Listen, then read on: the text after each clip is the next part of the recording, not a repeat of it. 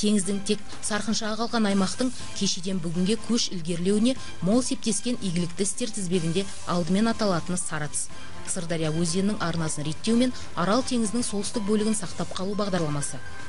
1993 жылдың 26 сәуірінде Орталық Азиядағы 5 елдің президенті Арал мәселесін бірлесіп шешу, экологияны сауықтыру жөнінде келісімге келді. Сол жиында елбасы мүдделес республикалардың басшыларын үлкен апаттың алдын алуға шақырды. Сөйтіп Арал теңізін құтқару қоры құрылды. Теңіз суы жұрнағына дейін тартылып кетпей, бүгінге жетіп отырғаны сол қордың қажыр қайрат деп біліңіз. Ал Сарац жобасының жүзеге асырылуына бастамашы болып ұйытқылық еткен Қазақстан Республикасының президенті. Рас, бекіренің белгеспесін, құнанқойдың сорпасына айырбастамайтын берекелі тірліктің ауылы әлі алыс. Дегенмен, сыр өңірі бүгінде қайта өрлеу дәуіріне қадам басты. 2005 жыл. Бұл жылы аралдықтар елбасын тағатсыздана күтті.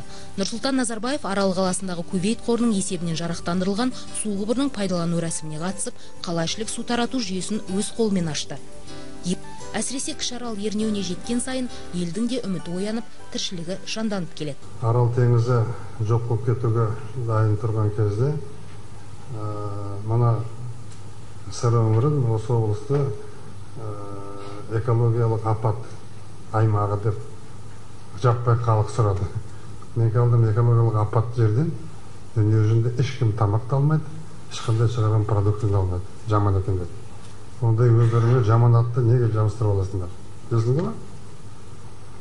Сондағы ойлап жүргендері тұрғындарға ақша берсе, жалақысын көбірсе, дотация береді деген мәселе келген кезде, бір кезде ой болды, сонша қыруар ақшаны Құрашейін, Қызылордалыққа бере бергенше, осы жұрттың бәрін былай қарай көшіреді.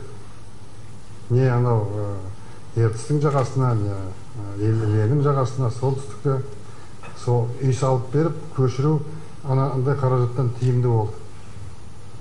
Ондай әңгімеде болған, жаңа қиыншылықтың қандай болғанын айтайын деп отырмын. Ата-бабаның жерінен көшіп кету ешкімге оңай емес, сонда да балықшылар кетті ғой, Балқаштың өңіріне, ана жерге, ана жерге, мына жерге. Сонда қиын қыстау заманда шешім қабылдап, үлкен кредиттер тартып, сырдың бойын жөндедік.